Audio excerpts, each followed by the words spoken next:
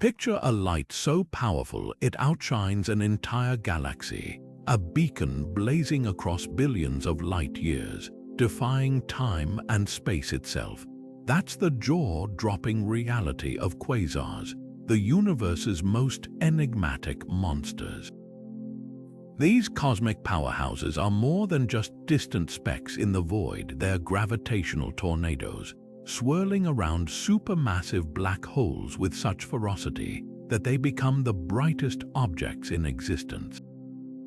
And here's the kicker, some of them are so far away, their light has traveled for nearly the entire age of the universe just to reach us. What secrets do these ancient giants hold?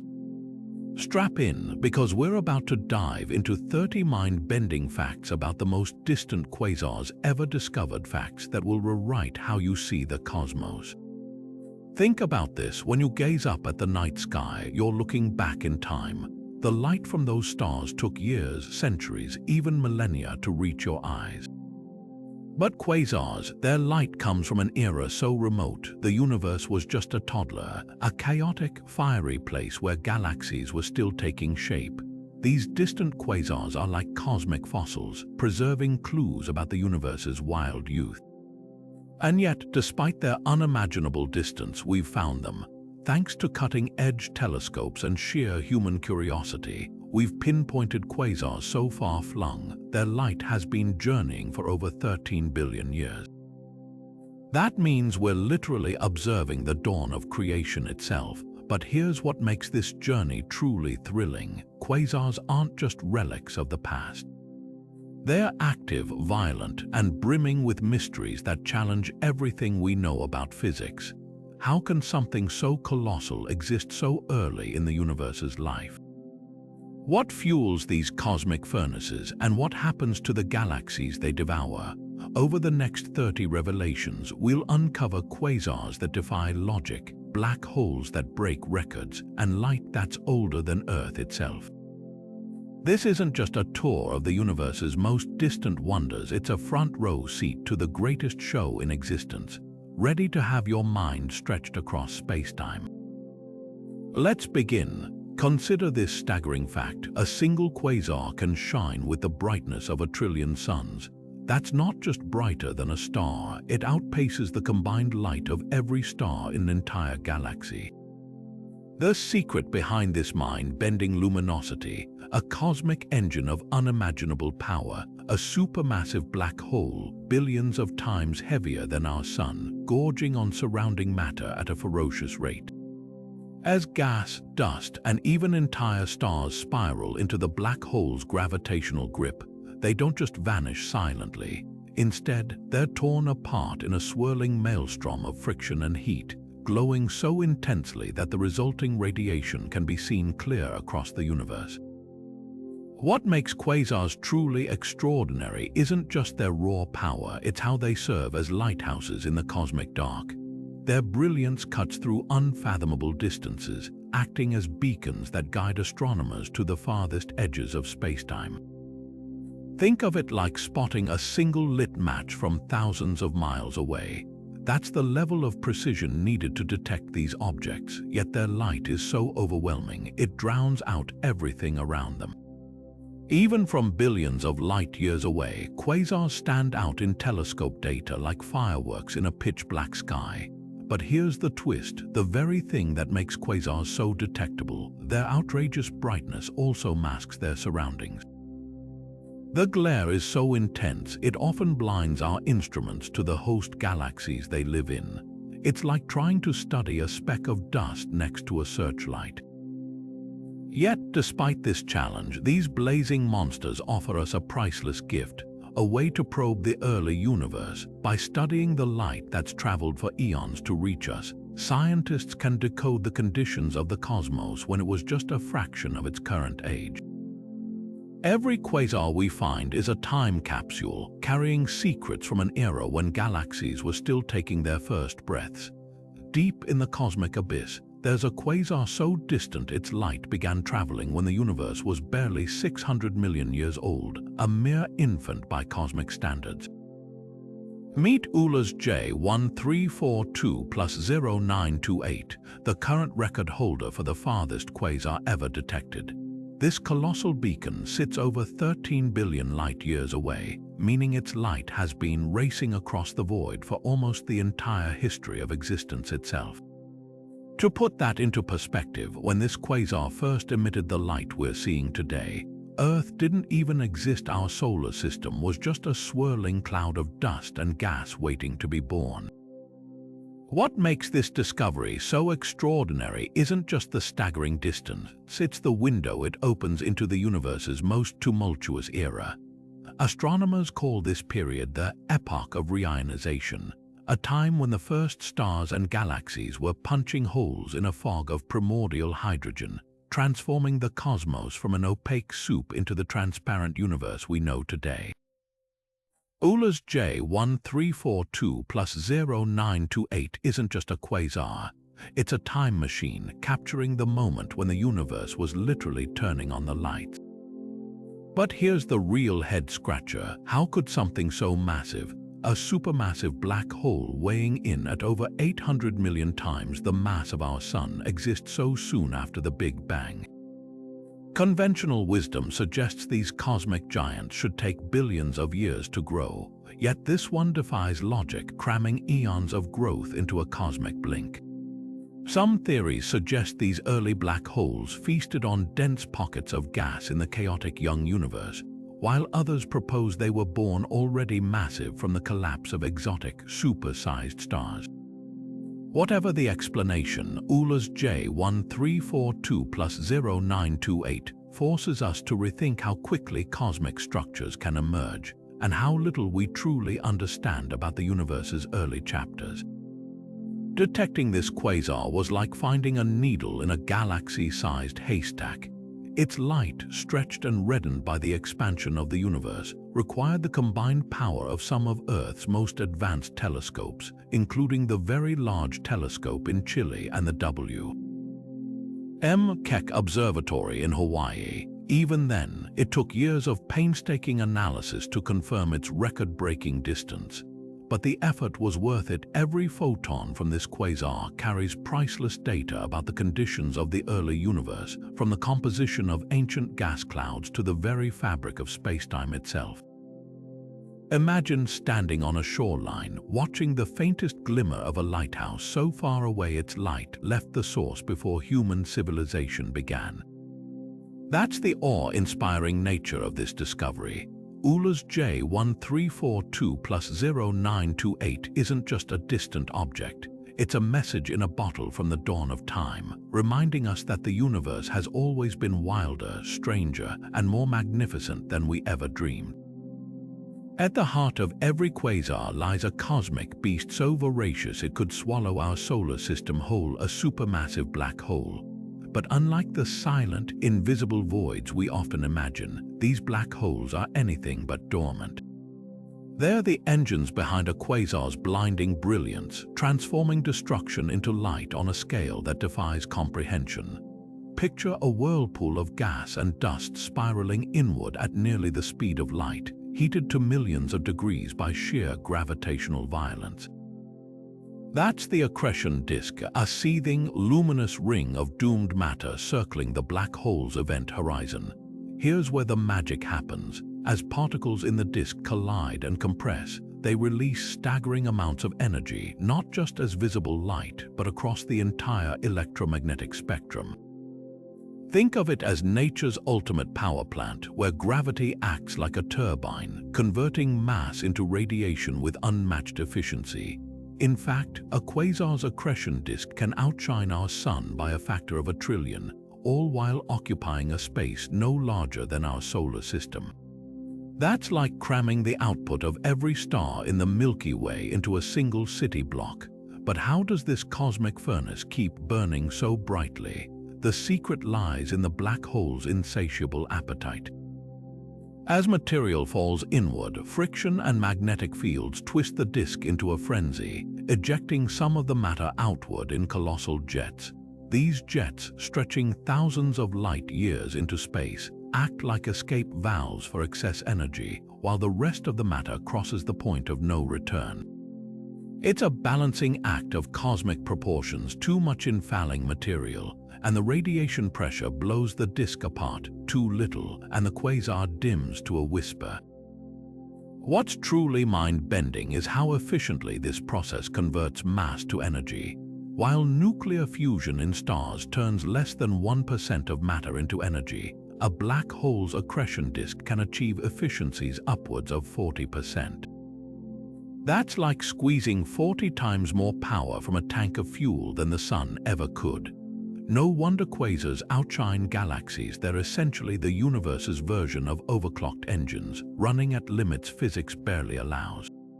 Yet for all their fury, these phenomena are fleeting. A quasar's brilliant phase might last just a few million years, a blink in cosmic time, before it exhausts its fuel or disrupts its own feeding. Some may cycle through active and quiet phases, like a thunderstorm that roars to life only when conditions are just right. Others might vanish entirely, their black holes going dormant after devouring everything within reach. But while they burn, quasars illuminate not just their surroundings, but our understanding of how the most extreme environments in the universe operate. They're proof that even in the darkest corners of space, destruction can create the most dazzling light shows imaginable. Quasars didn't just illuminate the distant cosmos, they rewrote our fundamental understanding of the universe's very fabric. One of their most groundbreaking contributions, proving that space itself is stretching, carrying galaxies and quasars apart in a relentless cosmic expansion.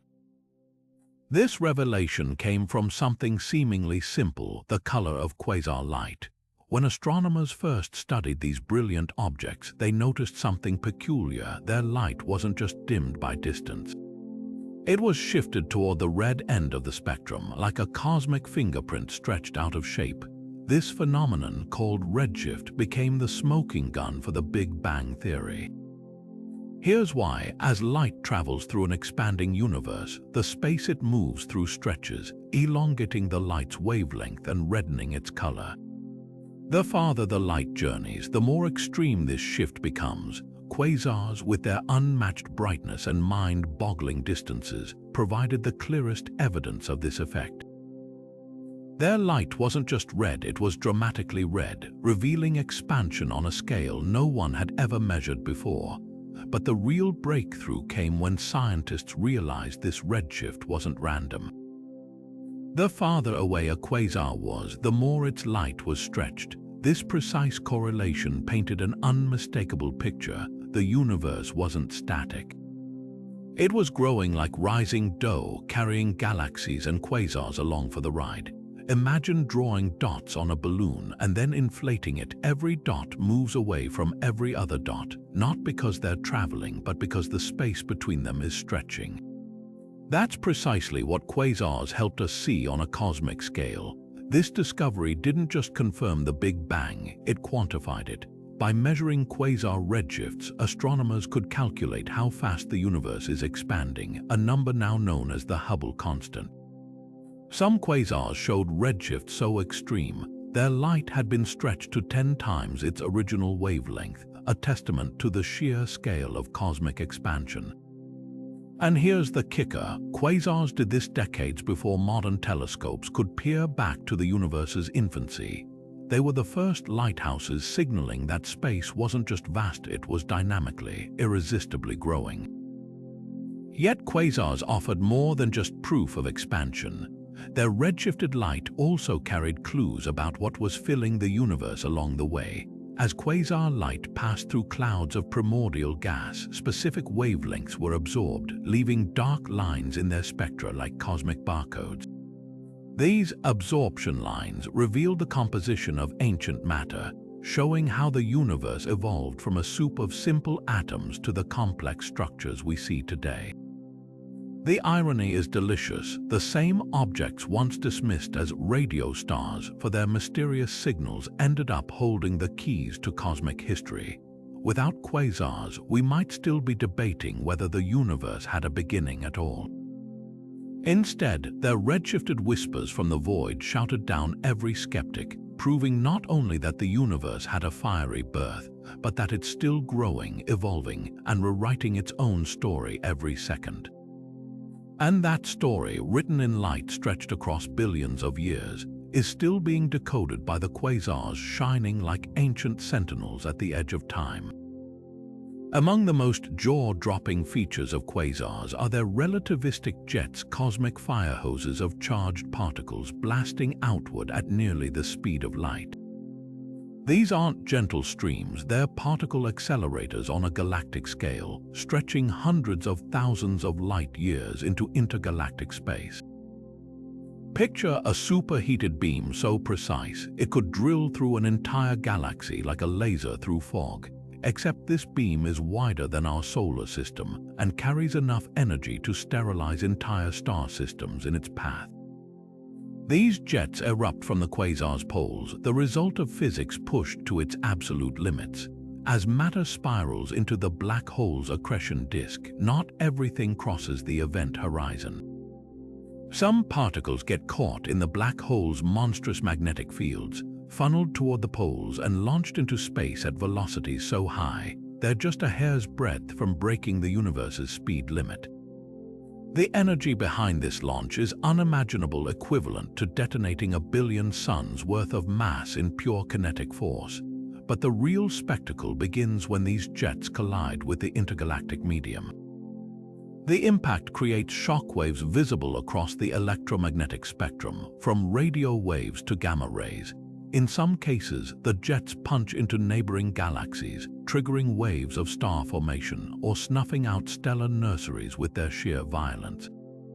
The jet from Quasar 3C273, for instance, stretches over 200,000 light-years, twice the diameter of our Milky Way, and glows with the heat of countless particle collisions along its length. What makes these jets especially bizarre is their apparent defiance of physics.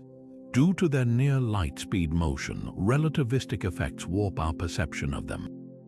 Time dilation means that, from our vantage point, the jets appear to move in slow motion, even as their particles experience mere seconds while traversing cosmic distances. Meanwhile, their light is beamed forward like a spotlight, making them seem brighter than they really are, an illusion called relativistic beaming. Astronomers once thought these jets were rare, but we now know they're a hallmark of the most active quasars. Their existence hints at an even deeper truth. Black holes aren't just destroyers, they're cosmic sculptors, shaping galaxies and intergalactic space with these high-energy outbursts. Some theories suggest these jets regulate star formation across entire galaxy clusters, heating surrounding gas so intensely it can't collapse into new stars. Others propose they're the universe's ultimate recycling program, hurling heavy elements forged near black holes back into the void to seed future generations of stars and planets. One of the most dramatic examples lies in the quasar PKS 063775, whose jets have carved bubbles in the surrounding gas so vast they'd take 20 million years to cross at light speed. Embedded within those bubbles are radio lobes, glowing remnants of past eruptions, like echoes of a cosmic megaphone. These structures persist long after the quasar shuts off, fossilized evidence of eruptions that may have occurred before multicellular life existed on Earth. Yet for all their destructive potential, these jets also serve as cosmic laboratories.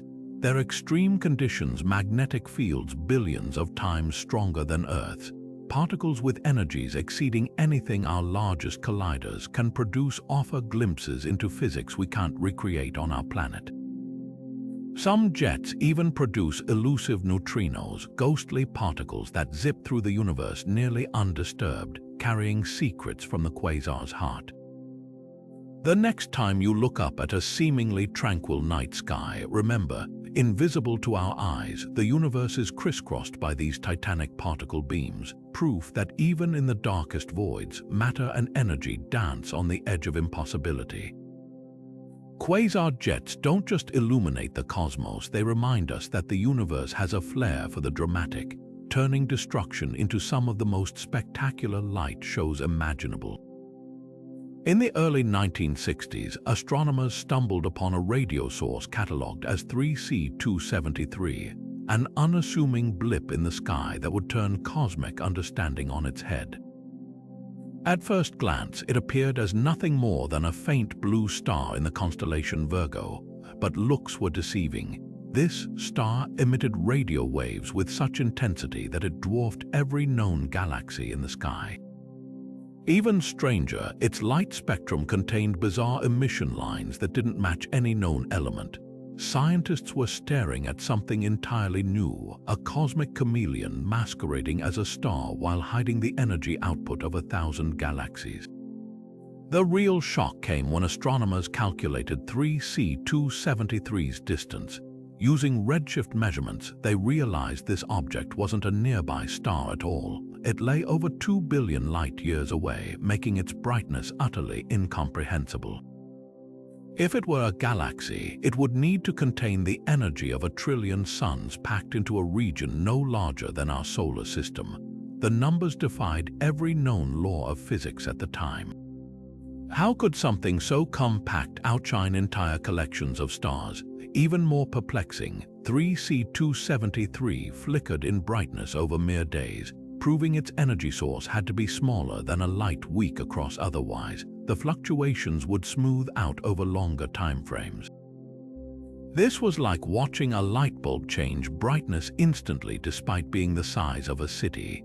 The debate raged through astronomical circles. Some proposed it was a nearby object with unknown physics at play, perhaps a remnant of a supernova explosion.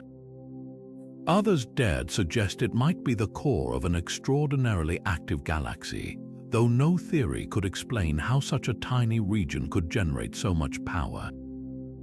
The term quasi-stellar radio source, later shortened to quasar, was coined to describe these oddities, a label that essentially meant we have no idea what this is.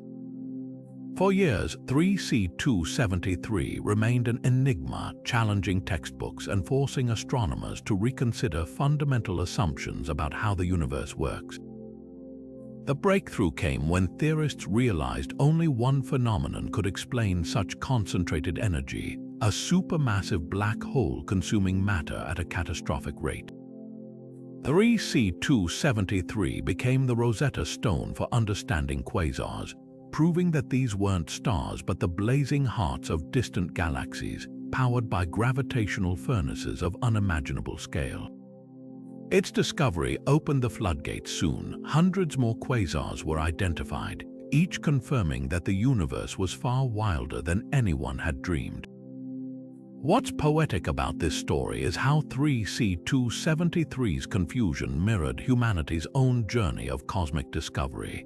Just when we think we've mapped the heavens, the universe serves up something that makes us question everything. This humble radio source, once mistaken for a star, became the key to unlocking the most energetic processes in existence, and reminded us that the cosmos always has another surprise waiting just beyond our understanding. Here's something that might bend your perception of cosmic scale. A single quasar can be so blindingly bright, it makes its entire host galaxy look like a candle next to a spotlight. Imagine standing in a stadium at night where one blazing floodlight drowns out every other source of light. That's essentially what happens when astronomers try to observe quasars and their galaxies. The quasar's core, powered by its supermassive black hole, radiates with such intensity that the combined light of billions of stars in the surrounding galaxy becomes almost invisible by comparison. This creates a paradox for scientists. The very brilliance that makes quasars easy to detect also obscures crucial details about their cosmic homes. Think of it like trying to study a firefly perched on the rim of a lighthouse lens.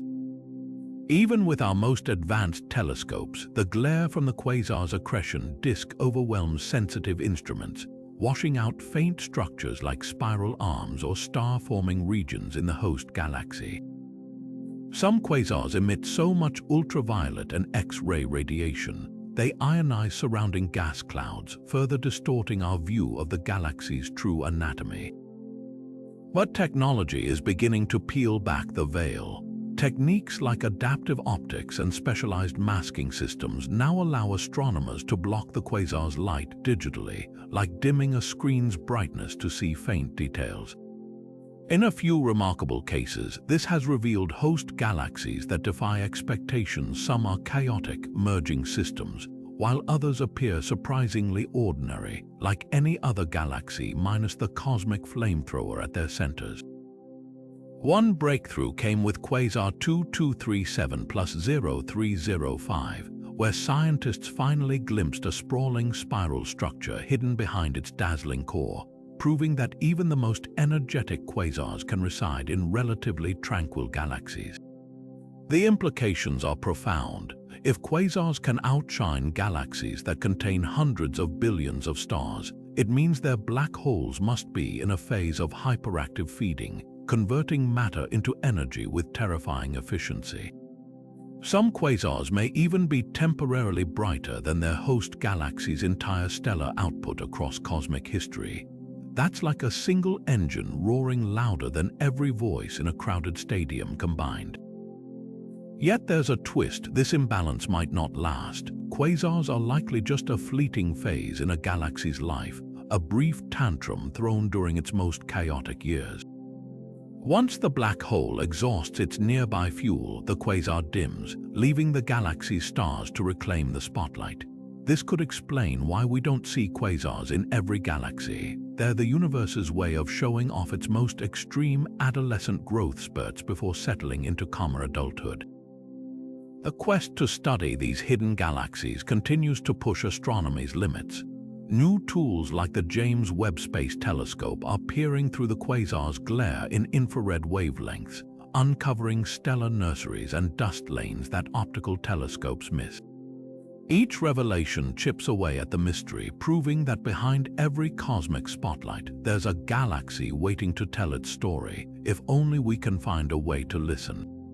So next time you hear about a distant quasar, remember, you're not just looking at a brilliant point of light. You're seeing the tip of an iceberg with an entire galaxy lurking in its shadow, waiting for its moment to step into the cosmic spotlight.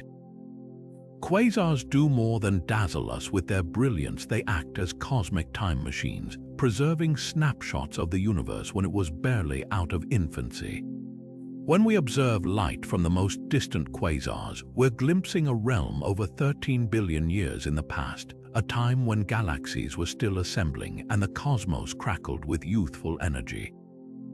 This isn't just distant starlight, it's a direct line to the universe's formative years, carrying chemical signatures and physical conditions from an era before Earth or even the Milky Way existed. Take quasar Euler's J1120+0641 for example.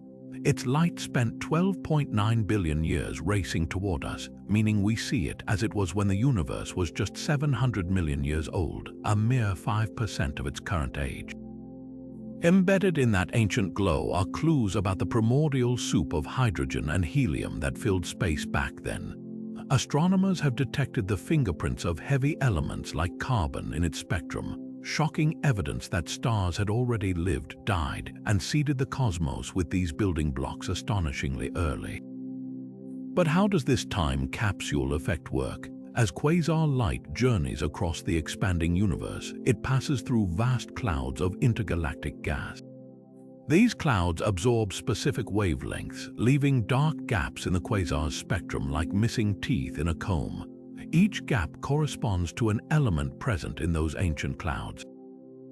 By cataloging these absorption lines, scientists can reconstruct the chemical composition of the early universe, essentially taking a core sample of cosmic history. Some quasars even reveal the fingerprints of the very first stars, objects so massive and hot they defied modern stellar physics, burning out in brilliant supernova before our solar system formed. The real breakthrough came when researchers noticed something odd about these ancient gas clouds. They weren't completely opaque. Early universe models predicted a thick fog of neutral hydrogen should block much of the light from the first quasars, yet their beams shone through. This revealed a pivotal moment called reionization, when the first stars and quasars blasted the universe with enough ultraviolet radiation to strip electrons from hydrogen atoms, turning the cosmic fog transparent. Quasars are the flashlights that let us map this transition, proving the cosmos didn't just flicker on all at once but awakened patch by patch, like neighborhoods getting electricity at different times. Perhaps most astonishing is how quasars expose the universe's adolescent growth spurts. By comparing quasars at different distances, and thus different eras, scientists found the early cosmos was a riotous place. Gas clouds were hotter, more turbulent, and packed closer together than today. Some quasars show evidence of gas streaming into galaxies at velocities that would make modern astrophysicists gasp, feeding black holes with a violence unseen in the sedate modern universe. It's as if we're watching cosmic weather reports from a time when storms raged everywhere before the universe settled into its current calmer state. These cosmic fossils also hold surprises about fundamental physics.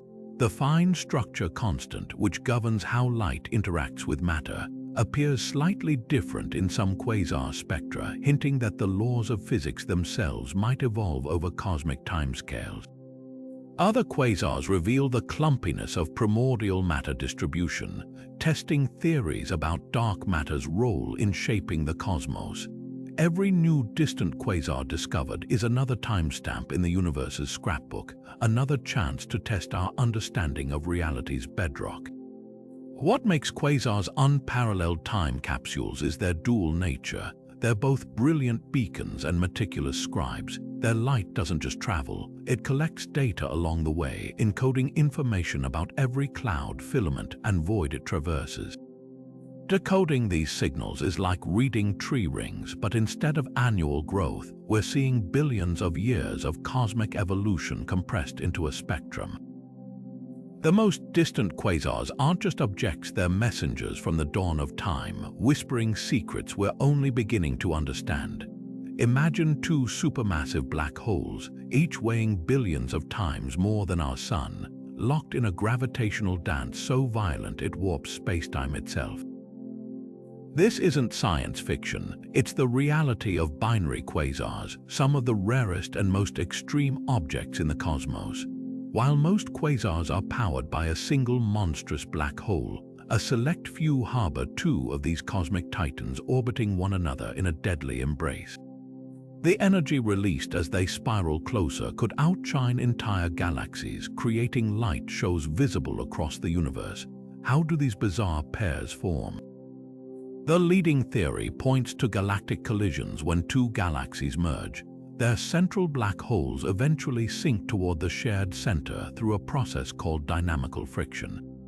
At first, they might be thousands of light years apart, but over eons, gas and stars act like cosmic brakes, slowing them until they form a binary system. Some of these duos stall at distances where they take millions of years to complete a single orbit. But in the most extreme cases, they creep close enough to unleash gravitational waves, ripples in spacetime predicted by Einstein, while still gorging on enough matter to shine as quasars. One spectacular example is the quasar OJ-287. For decades, its erratic brightness fluctuations puzzled astronomers until they realized they weren't watching one black hole's feeding frenzy, but two.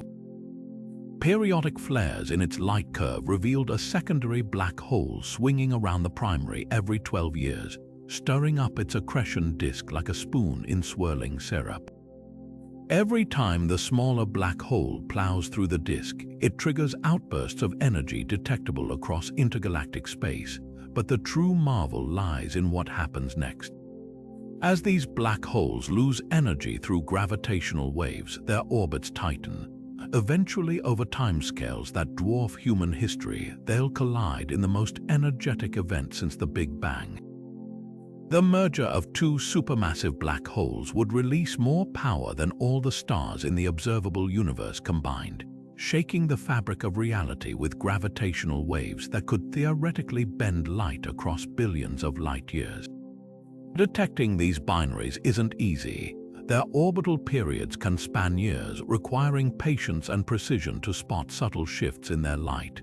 Some reveal themselves through double sets of emission lines in their spectra, telltale signs of two separate accretion disks. Others, like the system PG 1302-102, exhibit quasi-periodic brightness dips as one black hole eclipses the other from our perspective. What's truly mind-bending is how these systems challenge our understanding of black hole growth. Conventional wisdom says supermassive black holes take billions of years to form. So how did some already exist as pairs when the universe was young? The discovery of distant binary quasars suggests either black holes grew faster than we thought, or galaxies merged far more frequently in the early cosmos. Each binary quasar we find forces us to rewrite the rules of cosmic evolution. These gravitational duos also serve as natural laboratories for testing general relativity under extreme conditions. Their intricate orbits trace subtle deviations from Newtonian physics, offering clues about how spacetime behaves when warped by multiple colossal masses. Future telescopes like LISA, a space-based gravitational wave observatory, could detect the low-frequency hum of these orbiting giants, turning their cosmic waltz into music we can finally hear. For now, binary quasars remain glittering anomalies in the cosmic dark, proof that even the universe's most destructive forces sometimes come in pairs. Their existence hints at a cosmos far more dynamic and violent than we ever imagined, where black holes don't just lurk in isolation but sometimes find the only worthy dance partner in the universe, each other. Hidden in the darkness between galaxies lies an architecture vaster than anything visible, a sprawling cosmic web of dark matter and gas filaments that binds the universe together. Without quasars, this colossal structure might have remained invisible forever. These brilliant beacons serve as cosmic backlights, their piercing beams revealing shadows and silhouettes in the intergalactic medium like sunlight filtering through stained glass. Here's how it works. As quasar light traverses billions of light years, it passes through diffuse hydrogen gas clinging to the Webb's filaments. This gas absorbs specific ultraviolet wavelengths, creating a forest of dark absorption lines in the quasar spectrum. By studying the spacing and depth of these lines, astronomers can reconstruct the gas distribution in 3 dimensions, turning each quasar into a flashlight illuminating the universe's skeleton. The results are breathtaking, delicate tendrils of matter stretching millions of light years, connecting galaxy clusters like dew strung on a spider's web. One groundbreaking study used 10,000 quasars to map this structure across a quarter of the observable universe. The Sloan Digital Sky Survey's BOSS project transformed these spectral fingerprints into a 3-dimensional cosmic cartography, revealing how galaxies align along filaments like pearls on invisible strings. Some filaments span hundreds of millions of light years, yet contain gas so rarefied you'd need to gather a volume larger than Earth's orbit just to collect enough for a single breath. But quasars reveal more than just the Webb's anatomy. They expose its evolution. Younger quasars show denser, more chaotic gas distributions, as if the early universe's web was still wet with primordial ink. Older quasars, by contrast, illuminate filaments that have been stretched and thinned by cosmic expansion, their gas siphoned into galaxies or heated by supernova shockwaves. This progression confirms a startling prediction. The cosmic web isn't static. It's a living, breathing structure growing more diffuse as the universe ages. Perhaps most astonishing is how quasars helped prove dark matter's role in shaping this web. The gas filaments trace gravitational wells created by unseen dark matter, their distribution matching supercomputer simulations of how invisible mass sculpts the cosmos. Without quasars lighting the way, we might never have confirmed that galaxies form at the Webb's dense intersections like cities blossoming at river confluences. Occasionally, quasars unveil even wilder phenomena. Some beams pass through cosmic voids, bubbles in the Webb so empty they contain just 1 atom per cubic meter. Others reveal intergalactic gas clouds with heavy elements, evidence of ancient supernova winds that polluted the Webb with stardust. One quasar's spectrum even showed signs of the very first stars, their ultraviolet radiation etching telltale patterns in primordial hydrogen. This technique has its limits, of course. Like sailors judging fog by distant lighthouse beams, astronomers must piece together the Webb structure from sparse quasar sightings. New projects like the Dark Energy Spectroscopic Instrument are deploying robotic telescopes to map millions more quasars, weaving an ever-sharper portrait of the universe's hidden framework. What began as a quest to understand bizarre star-like objects has become cosmology's ultimate X-ray vision. Quasars don't just shine, they render the invisible visible, exposing the delicate filaments that have guided the universe's growth since the dawn of time. Every beam of quasar light is a probe into the dark, a reminder that what we see with our eyes is just the glittering tip of reality's iceberg. Einstein's theory of relativity predicted something extraordinary, that gravity could bend light itself. But it took quasars to prove this phenomenon isn't just theoretical, it's reshaping how we see the cosmos. When light from a distant quasar passes near a massive galaxy or cluster on its way to Earth, space-time bends around the intervening object like a lens, distorting and magnifying the quasar's image. The result, a single quasar can appear as multiple arcs, rings, or even mirrored copies across the sky, a cosmic illusion called gravitational lensing. One of the most striking examples is the Einstein cross, a quasar known as Q2237 plus 0305. From our vantage point, its light has been warped by a foreground galaxy into 4 perfect images arranged in a cross-like pattern. Each image is the same quasar, its light taking slightly different paths around the galaxy's gravitational well before reaching us. The alignment is so precise that if the quasar's brightness fluctuates, the change appears in each image at staggered times, like echoes of a single event reverberating through space-time. But lensing does more than create pretty patterns. It's nature's magnifying glass, amplifying quasars that would otherwise be too faint to detect.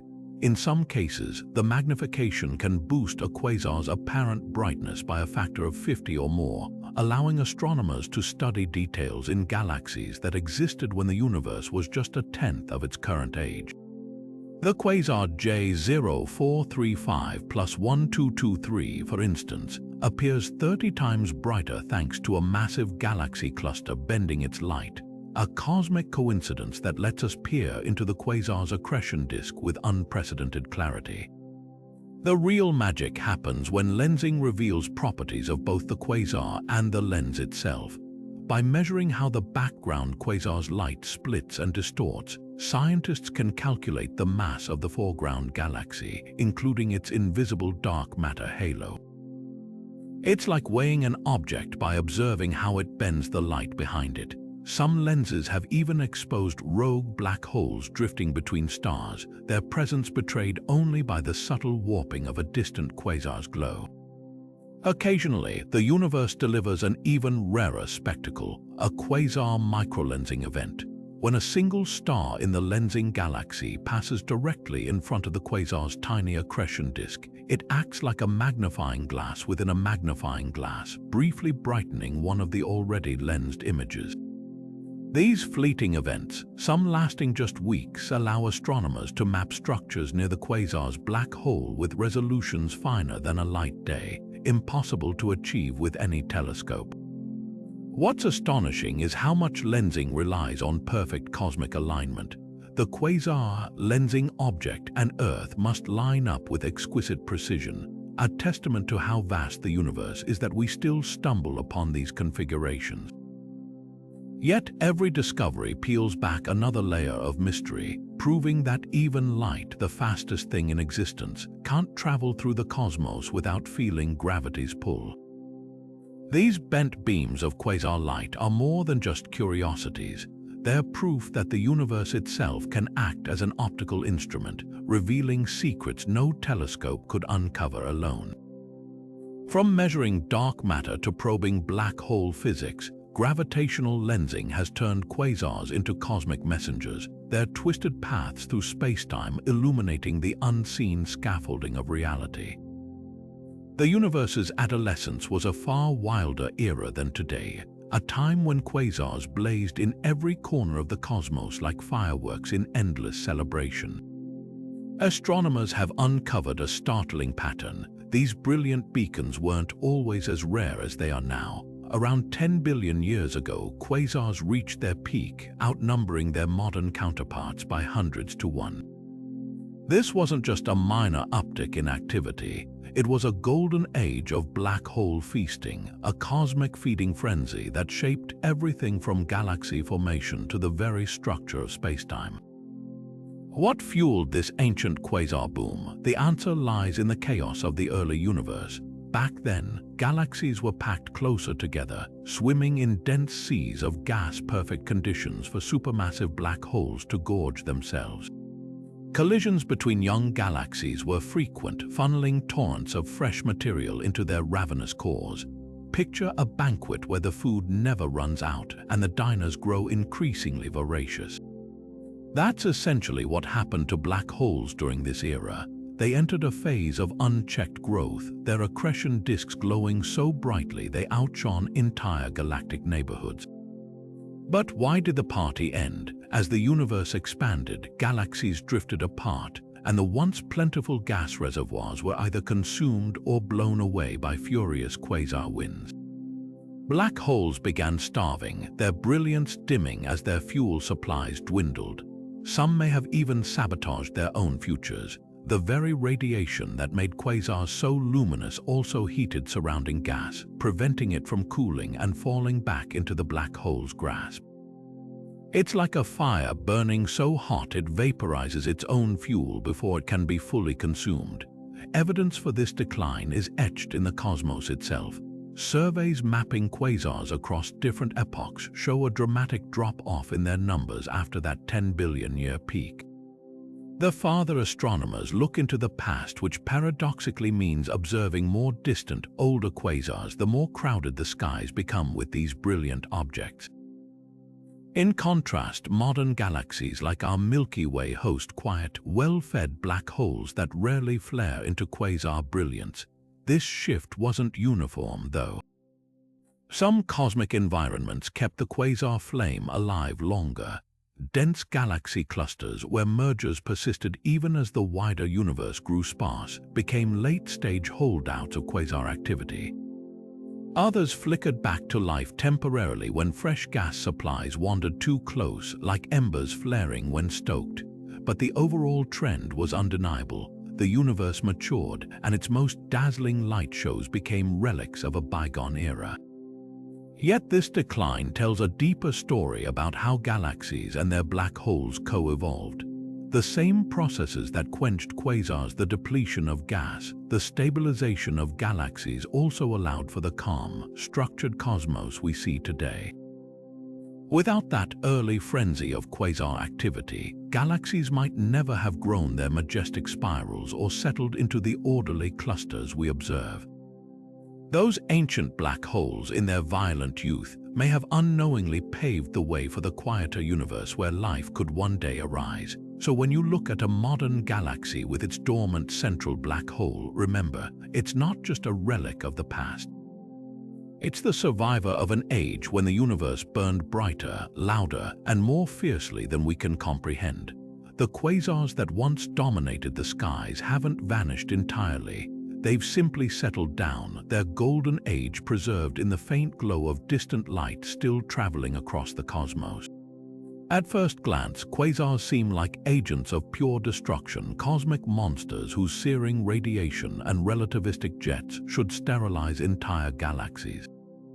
But nature loves paradoxes, and these brilliant behemoths have a surprising creative side. Their very violence can trigger star formation on scales that dwarf anything in our tranquil corner of the universe. Picture a hurricane so fierce it doesn't just uproot trees, it plants new forests in its wake. That's the dual nature of quasars when it comes to stellar birth. The process begins in the quasar's turbulent surroundings. As radiation floods outward, it doesn't just evaporate gas clouds, it sculpts them. Intense ultraviolet light heats some regions to millions of degrees while leaving others in shadow. This creates pressure differentials that crush cold molecular gas into dense knots, like ocean waves carving sand into ripples. Meanwhile, the quasar's jets plow through galactic gas at near light speed, creating shock fronts that sweep up material like cosmic snowplows. When these compressed clouds reach critical density, gravity takes over, collapsing them into protostars. One stunning example lies in the quasar host galaxy system, E023802130. Observations from the Atacama Large Millimeter Array revealed something extraordinary, a ring of newborn stars encircling the quasar at a distance of about 30,000 light-years. This stellar nursery wasn't forming despite the quasar's fury, but because of it. The quasar's jets had carved out a bubble in the galaxy's gas, and the resulting pressure wave at the bubble's edge triggered star formation rates hundreds of times higher than in our Milky Way. The physics behind this is both elegant and violent. Quasar radiation strips electrons from atoms, creating ions that can then radiate away heat. As these ionized gas clouds cool, they condense faster than undisturbed gas would. Some simulations show quasar-triggered star formation can be up to 50% more efficient than the quiet collapse seen in isolated clouds. It's as if the quasar's radiation primes the gas for faster collapse, nature's way of turning destruction into creation. But there's a catch. This stellar baby boom doesn't last forever. The same processes that initially compress gas clouds eventually blast them apart. Quasars threading this needle-stimulating star formation without completely dispersing the raw materials create brief, hyper-productive windows in a galaxy's life. Some galaxies may cycle through multiple quasar episodes, with each outburst both extinguishing existing star-forming regions and seeding new ones farther out. What's truly mind-bending is how this contradicts early assumptions about active galaxies. Astronomers once thought quasars universally quenched star formation, turning their hosts into red and dead ellipticals. Now we know the reality is far more nuanced. In some cosmic environments, quasars act like frantic gardeners, bulldozing some plots while fertilizing others, their influence rippling across galactic scales.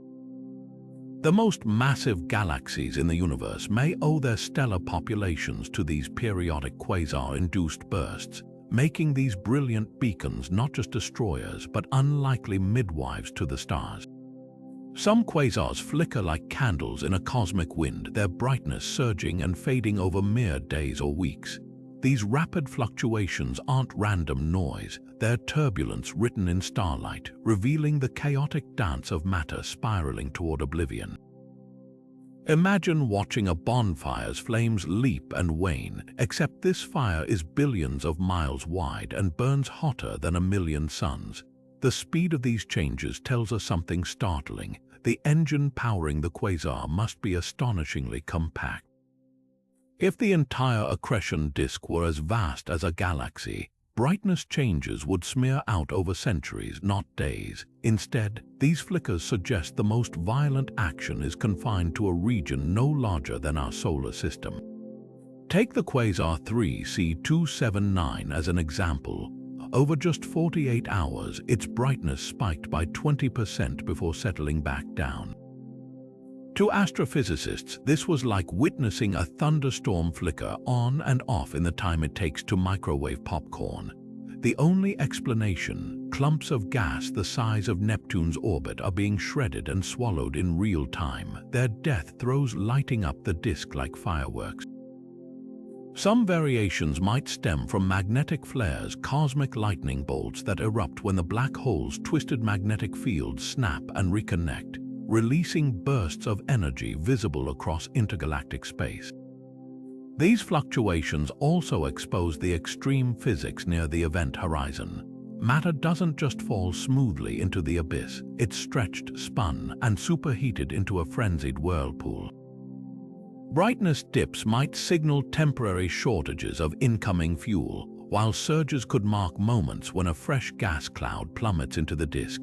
In rare cases, astronomers have caught quasars dimming abruptly, perhaps when a star ventures too close and is torn apart in a tidal disruption event, briefly overfeeding the black hole before the leftover debris is hurled away in chaotic jets. What's truly remarkable is how these rapid changes let us map the invisible. By analyzing flicker patterns, scientists can estimate the black hole's mass and spin, key details that would otherwise stay hidden. For instance, faster fluctuations often correlate with smaller black holes, since their gravity creates tighter, hotter accretion disks that respond more quickly to changes. A quasar that varies weakly might harbor a black hole weighing 100 million suns, while one flickering daily could be powered by a lighter monster of just 10 million solar masses.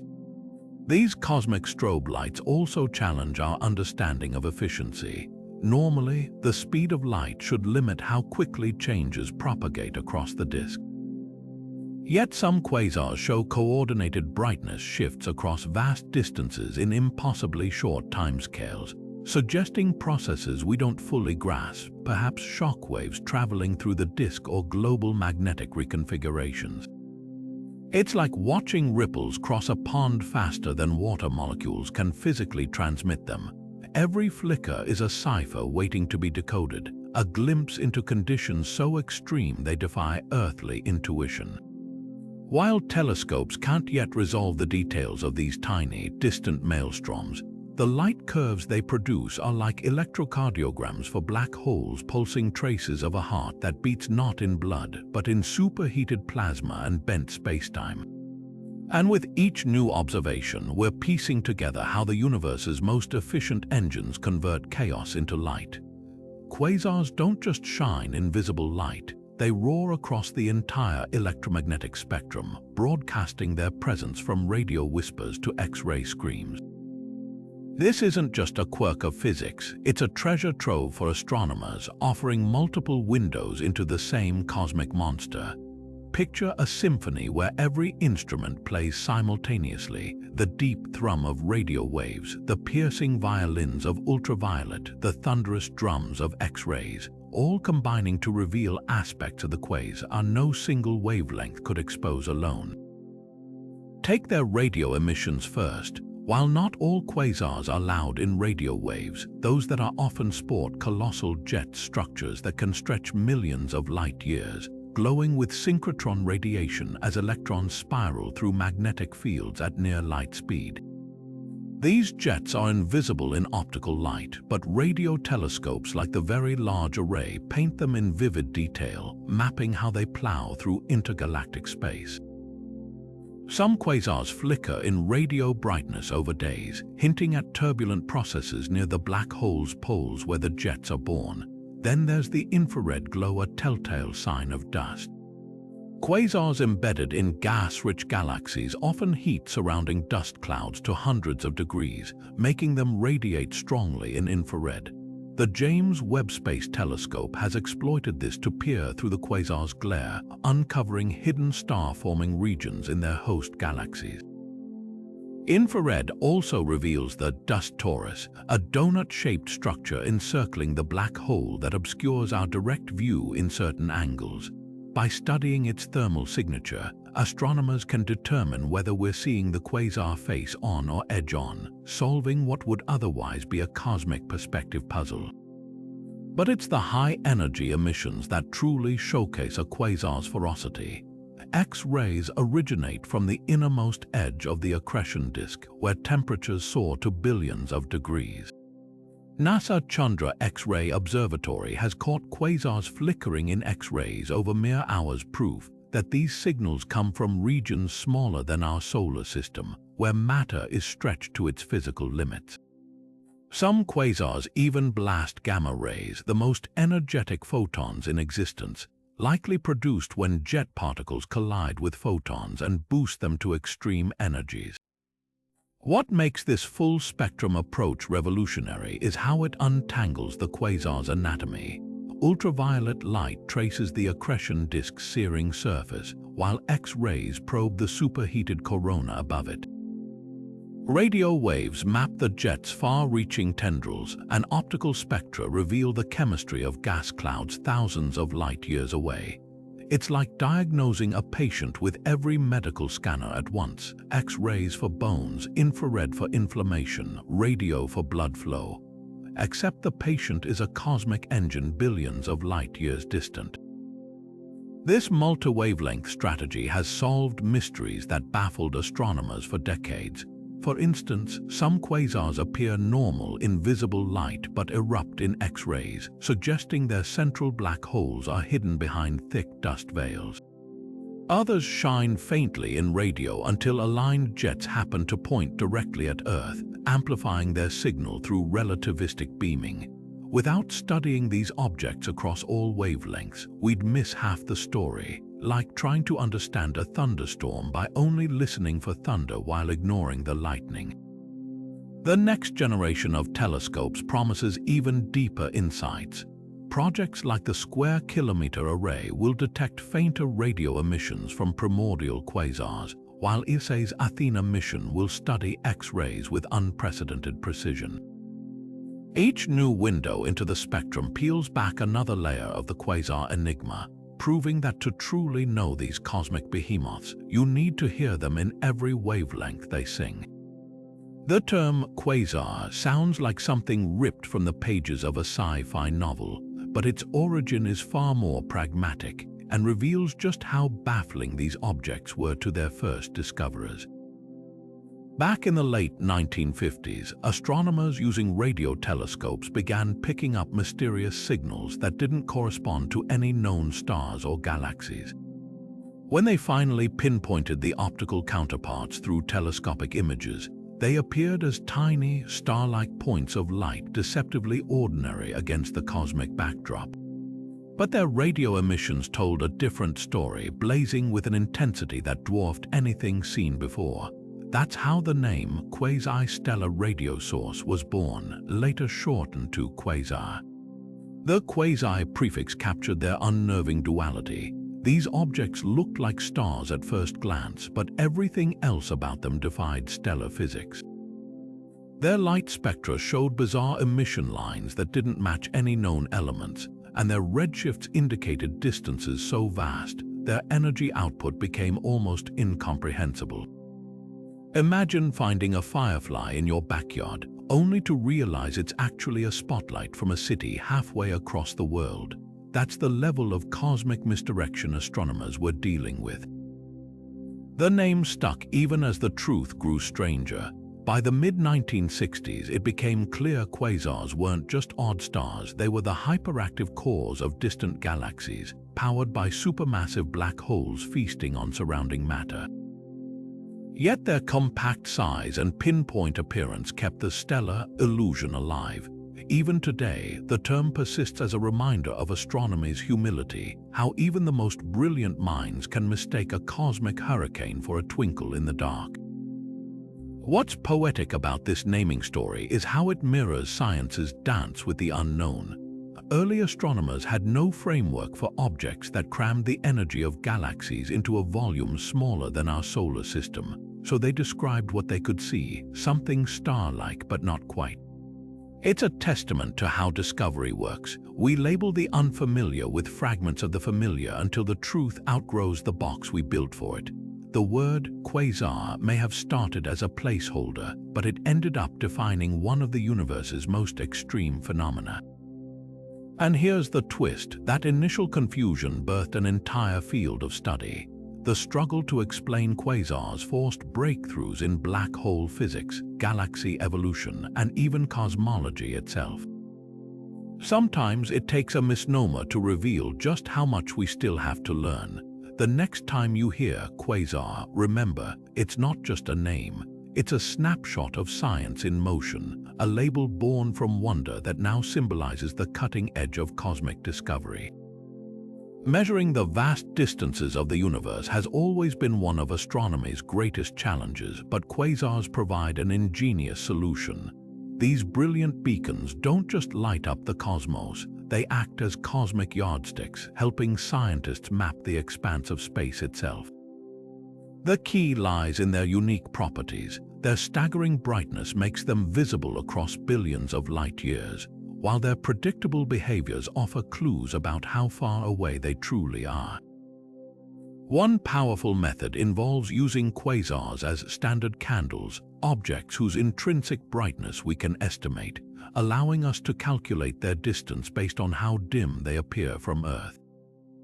While most quasars vary too much for this approach, certain subtypes, like those with predictable jet emissions or stable accretion disks, show enough consistency to serve as distance markers. For example, the relationship between a quasar's ultraviolet and X-ray brightness follows a tight pattern. By measuring this ratio, astronomers can gauge the quasar's true luminosity, then compare it to its observed brightness to determine how far its light has traveled. It's like judging how far away a lighthouse is by knowing the wattage of its bulb and seeing how faint its beam appears. But quasars offer another, even more precise cosmic measuring tool, their absorption lines. As quasar light passes through clouds of intergalactic hydrogen, it leaves behind a Lyman alpha forest, a series of dark absorption lines in its spectrum. The density and spacing of these lines correlate with the universe's expansion rate at different epochs. By comparing quasars at varying distances, scientists can reconstruct how space has stretched over cosmic time, effectively creating a three-dimensional map of the universe's growth. Some teams have used this technique to measure large-scale structures hundreds of millions of light years across, revealing the hidden skeleton of the cosmos. Perhaps the most groundbreaking application involves pairing quasars with supernova. Type Ia supernova are famously reliable standard candles, but they're too faint to see at extreme distances. Quasars, however, shine brightly enough to complement them. By using nearby supernova to calibrate the distance scale, then extending that scale outward with quasars, astronomers have refined measurements of the Hubble constant, the rate at which the universe expands. This cross-checking has even highlighted discrepancies in expansion rate calculations, hinting at potential new physics like dark energy's evolving strength. What makes quasars indispensable is their dual role as both beacons and signposts. Their light doesn't just tell us where they are, it illuminates everything in its path. When a quasar's beam pierces a galaxy cluster, the cluster's gravity bends the light like a lens, creating multiple images or bright arcs.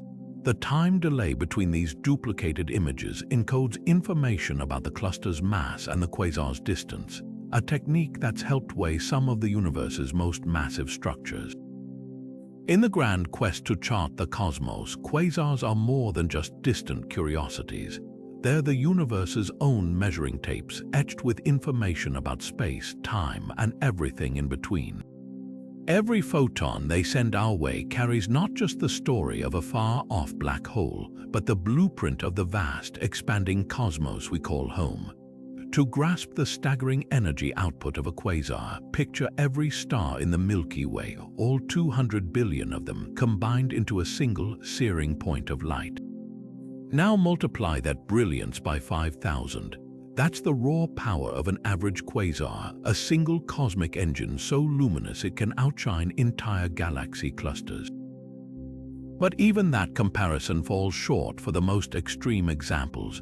Take the quasar S50014 plus 813. Its radiation output is equivalent to 60 trillion suns, a number so large it becomes meaningless without context. If this quasar were placed where our sun sits, its light would vaporize Earth's oceans in seconds and strip the atmosphere away like tissue paper. What fuels such apocalyptic brilliance? The answer lies in the horrifying efficiency of a supermassive black hole's feeding frenzy. While a star like our sun converts less than 1% of its mass into energy through nuclear fusion, a quasar's accretion disk achieves efficiencies up to 40%. That's like squeezing more energy from a gallon of gas than physics textbooks say should be possible. The difference is gravity, not the gentle pull we feel on Earth, but space-time warped to its breaking point. As matter spirals inward at nearly light speed, particles collide with such violence that mass transforms directly into radiation, a process far more potent than any stellar furnace. To appreciate the scale, consider this: the total energy output of humanity's entire history, every power plant, every nuclear explosion, every starved campfire wouldn't equal 1 second of a quasar's emissions. Even catastrophic cosmic events pale in comparison. A supernova, often called the universe's most powerful explosion, releases about 10 octillion megatons of energy in moments. Impressive until you realize a typical quasar emits that much energy every hour, sustained for millions of years. It's the difference between a firecracker and a volcanic eruption that never stops. Yet quasars aren't just cosmic overachievers, they're paradoxically wasteful. Much of their energy doesn't come from matter crossing the event horizon, but from friction and magnetic fields in the swirling disk just outside it. Some particles get slingshotted away in jets, carrying energy that could power galaxies. Others are converted into neutrinos, ghostly particles that streak through the universe unnoticed. This inefficiency is what makes quasars visible across the cosmos. If all that energy went into the black hole itself, we'd never see them at all, the most mind-bending realization. All this fury originates from a region no larger than our solar system. Pack the energy of trillions of stars into such a tiny volume, and you get conditions beyond anything in modern physics. Temperatures hit billions of degrees, magnetic fields could twist atoms into pretzels, and time itself slows to a crawl near the event horizon. It's a reminder that the universe doesn't just operate on a grand scale, it condenses its greatest spectacles into spaces that defy human intuition. What's humbling is how fleeting this brilliance is. A quasar's peak output might last just 10 million years, a cosmic heartbeat. Yet in that blink of time, these monsters shape their surroundings irrevocably, blowing bubbles in intergalactic gas, triggering or quenching star formation, and seeding future galaxies with heavy elements. They're not just cosmic lighthouses, they're the universe's ultimate power plants, proving that even in the darkest voids, gravity can sculpt light on scales that beggar belief. At the heart of every quasar lies a force so powerful it can twist the fabric of spacetime itself, a magnetic field with the strength of 1 trillion refrigerator magnets. These invisible behemoths aren't just passive bystanders, they're cosmic puppet masters, controlling the intricate dance of matter and energy around supermassive black holes with precision that defies imagination. To grasp their scale, consider this. A typical quasar's magnetic field can be 1 million times stronger than the Milky Way's average, enough to rip electrons from atoms light years away and mold plasma into beams that could pierce through galaxies. These fields arise from the churning chaos of the accretion disk. As ionized gas spirals inward at near light speed, its charged particles generate electric currents, which in turn spawn magnetic fields. But here's where things get wild. The disk's extreme rotation twists these fields into coils tighter than a fusion reactor, amplifying them to staggering intensities. Picture a hurricane so vast it could engulf stars, but instead of wind, its gales are made of pure magnetism. These fields don't just linger passively, they snap like rubber bands stretched to breaking point, launching jets of particles at relativistic speeds and channeling energy with terrifying efficiency. The jets themselves are magnetic masterpieces. Rather than spraying outward chaotically, the field lines act like the rails of a particle accelerator, collimating the plasma into narrow beams that can stay focused for millions of light years. Without this magnetic guidance, quasar jets would dissipate into useless halos within short distances. Instead, they remain laser straight, punching through intergalactic space like cosmic lightning rods. When these jets interact with their surroundings, the magnetic fields trigger shock waves that glow across the electromagnetic spectrum, from radio waves detectable on Earth to gamma rays powerful enough to strip planets of their atmospheres. But magnetism's influence goes beyond jet formation. It also regulates how and how much material feeds the black hole. In some quasars, magnetic pressure can actually push gas away from the accretion disk, creating a balancing act between inflow and outflow. This may explain why quasars don't instantly consume all available fuel. Their own magnetic fury can starve them temporarily, like a fire that blows itself out by sucking up too much oxygen. Other models suggest magnetic fields help transport angular momentum outward, allowing matter to spiral inward faster than gravity alone could manage, a cosmic cheat code for black hole growth. The most extreme examples of magnetic dominance occur in blazars, a subclass of quasars whose jets point directly at Earth. Their polarized light flickers in ways that betray magnetic fields so intense they can accelerate protons to energies 1 billion times greater than the Large Hadron Collider. Some exhibit quasi-periodic oscillations, rhythmic brightness changes that hint at magnetic instabilities near the event horizon, where fields reconfigure like snapping guitar strings. What's truly humbling is how these magnetic monsters challenge our terrestrial physics. Laboratory conditions can't replicate fields this strong, and even supercomputer simulations struggle to model their behavior. Yet quasars wield them effortlessly, bending the universe's rules to their will. They remind us that for all our technological prowess, nature's most powerful forces still operate in realms we're only beginning to glimpse, where magnetism doesn't just influence matter but sculpts the cosmos itself. Not all quasars scream equally across the electromagnetic spectrum. Some blast their presence through interstellar space with thunderous radio waves, while others whisper in near silence. This split between radio loud and radio quiet quasars isn't just a minor variation. It's a fundamental divide rooted in the chaotic physics of supermassive black holes and their jets. Radio-loud quasars are the rock stars of the cosmos, their relativistic jets pumping out synchrotron radiation so intense it can drown out entire galaxies at radio frequencies.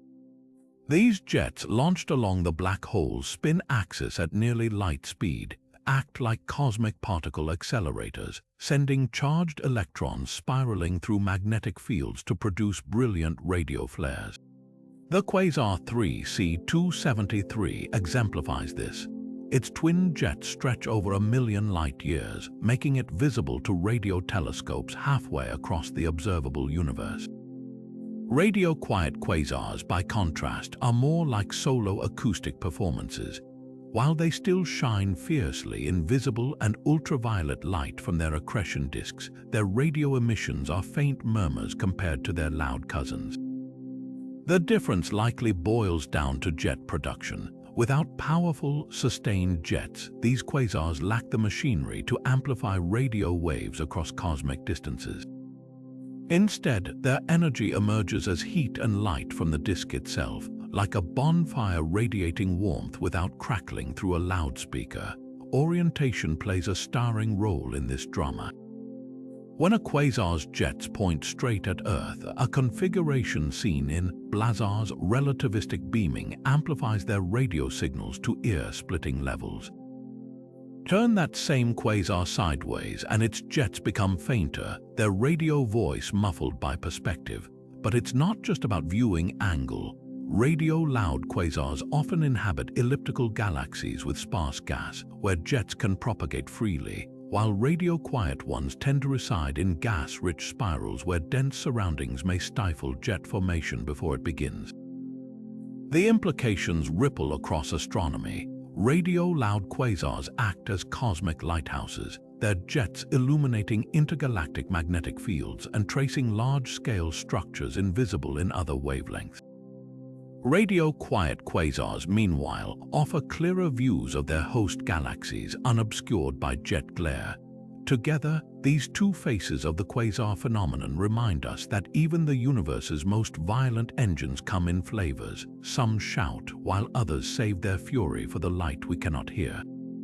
Like cosmic detectives, quasars hold the key to unlocking secrets hidden in the vast emptiness between galaxies. Their piercing beams of light don't just travel unimpeded across the universe. They pick up traces of every atom, every molecule they encounter along the way. By the time this ancient starlight reaches our telescopes, it carries a detailed chemical ledger, etched with the fingerprints of elements scattered across billions of light years. The process works like an interstellar fingerprint analysis. When quasar light passes through clouds of gas, whether they're wisps of hydrogen floating alone or dense knots of heavy elements around galaxy clusters, specific wavelengths get absorbed. These missing chunks of light create dark lines in the quasar's spectrum, a phenomenon called absorption line spectroscopy. Each line corresponds to a particular element, much like a barcode reveals the identity of a product. For example, neutral hydrogen leaves its mark at a wavelength of 121.6 nanometers, while ionized magnesium betrays its presence at 279.6 nanometers. But these aren't just random scratches on a cosmic notepad. They form intricate patterns known as the Lyman alpha forest. This forest appears as a thicket of absorption lines clustered in the quasar's ultraviolet spectrum, each one representing a separate hydrogen cloud at a unique distance. It's like counting tree rings to reconstruct ancient climates, except instead of years, each line encodes millions of light years of cosmic history. The denser the forest, the more gas-filled filaments the quasar's light has traversed, revealing the web-like structure of matter in the universe. Some quasars have exposed even more exotic intergalactic chemistry. Their spectra occasionally show absorption lines from carbon, oxygen, and silicon elements that shouldn't exist in pristine intergalactic space, since they're forged in stars and supernova. These heavy elements suggest that galactic winds, blasted out by intense star formation or quasar activity itself, have polluted the void between galaxies. One remarkable quasar, HS 1549+1919, revealed oxygen absorption over 10 billion light-years away, proving that star-borne elements had already spread far beyond their home galaxies when the universe was just a quarter of its current age. What's revolutionary is how this technique peels back layers of cosmic evolution. Quasars at different distances act like time-stamped probes. The farther away they are, the earlier in the universe's history we sample its chemical makeup. Comparing nearby and distant quasars shows how intergalactic gas has grown richer in heavy elements over time, like watching a broth gradually absorb flavors from simmering ingredients. Some studies even suggest the gas temperature between galaxies has cooled slightly over billions of years, a subtle shift detectable only because quasars provide such exquisitely precise thermometers. Occasionally, quasars gift astronomers with even rarer treasures, so-called metal-free gas clouds, relics from before the first stars polluted the universe with heavy elements. These pristine pockets, revealed by their complete lack of absorption lines beyond hydrogen and helium, offer glimpses of the cosmos in its purest form. The quasar J1030+0524, for instance, illuminated a gas cloud dating back to when the universe was just 1.5 billion years old, its composition nearly identical to the primordial mix forged in the Big Bang. This ability to inventory the cosmos atom by atom makes quasars more than just brilliant light sources. They're the ultimate analytical tools. Every beam that reaches Earth is a core sample drilled through the universe's history, preserving snapshots of environments we could never visit. From the coldest hydrogen fog to the superheated plasma of galaxy clusters, quasars reveal the invisible architecture of space itself, proving that even the emptiest voids tell a story if you know how to read the light. The Milky Way seems so peaceful today, a tranquil spiral where stars drift lazily and our supermassive black hole, Sagittarius A, dozes quietly. But don't let this calm fool you. Billions of years ago, our galaxy may have been a very different place, a cosmic thunderstorm where Sagittarius roared to life as a brilliant quasar, its accretion disk blazing with enough ferocity to outshine every star in the sky combined. Consider the evidence. Sagittarius weighs in at roughly 4 million times the mass of our Sun, a figure that aligns suspiciously well with the black holes powering quasars in distant galaxies. Yet today, it's a shadow of its possible former self, emitting barely a trickle of radiation compared to its active counterparts, the most plausible explanation. It's simply starved, having exhausted the dense gas clouds that once fueled its brilliance. Ancient echoes of this violent past linger in our galaxy's structure. The Fermi bubble's enormous lobes of gamma ray, emitting gas stretching 25,000 light-years above and below the Milky Way's disk, are likely relics of a long-ago quasar outburst. These colossal structures, discovered by NASA's Fermi Gamma Ray Space Telescope, resemble the inflated remnants of a cosmic explosion. Computer simulations suggest they could have been carved by jets erupting from Sagittarius during an active phase, blasting outward with enough energy to punch through the galactic plane. Then there's the quasar fossil hiding in plain sight, the Milky Way's central stellar population. Near Sagittarius A, astronomers have found a dense cluster of stars orbiting at dizzying speeds, their motions betraying the gravitational grip of the black hole. Intriguingly, many of these stars appear unusually young for their location, hinting at a burst of star formation that defies conventional models. One compelling theory suggests this stellar baby boom was triggered by quasar activity itself, as radiation and shock waves from the black hole's feeding compressed nearby gas clouds into new stars. If Sagittarius did blaze as a quasar, the timing would have been critical. The universe's peak quasar era occurred around 10 billion years ago, when galaxies were smaller, gas-rich, and more prone to collisions. Back then, the infant Milky Way may have been a chaotic place, with streams of gas funneling into its center, or even a smaller galaxy merging with it, events that could have gorged the black hole into hyperactivity. The aftermath would have been transformative. A quasar phase could explain why the Milky Way's central black hole isn't larger. Radiation pressure may have blown away its remaining fuel supply, leaving it dormant. The same outbursts might have enriched the galactic halo with heavy elements, seeding future generations of stars with the building blocks of planets and life. Could it happen again, possibly if fresh gas reservoirs spiral inward or another dwarf galaxy plunges into our core? For now, though, Sagittarius slumbers, a quiet giant with a fiery past. Its dormant state offers a rare gift, the chance to study a supermassive black hole up close, a relic of the universe's wild youth that now lets us piece together the story of our own galaxy's explosive transformation. Few places in the universe push the laws of physics to their breaking point like the warped spacetime around a quasar's supermassive black hole. These cosmic extremes offer something priceless, a natural laboratory for testing Einstein's theory of general relativity under conditions no earthbound experiment could ever replicate. Picture a gravitational maelstrom where time slows to a crawl, light bends like taffy, and matter accelerates to within a hair's breadth of light speed.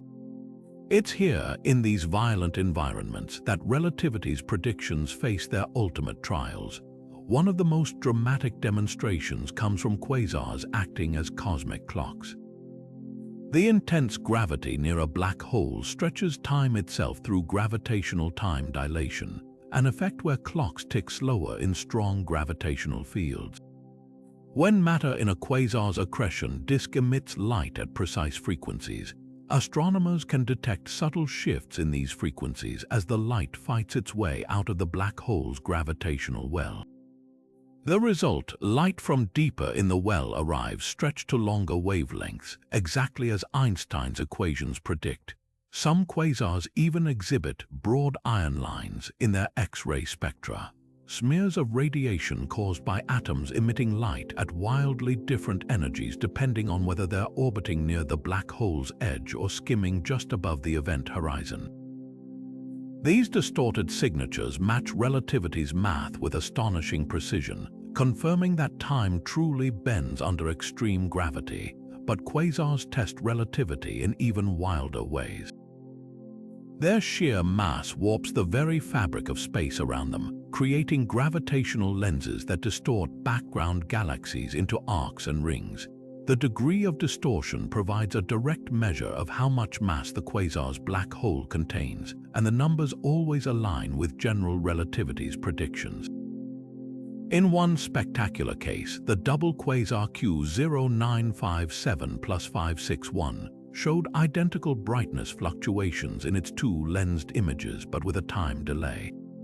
The light taking the longer path around the lensing galaxy arrived months later, precisely matching calculations based on spacetime's curvature.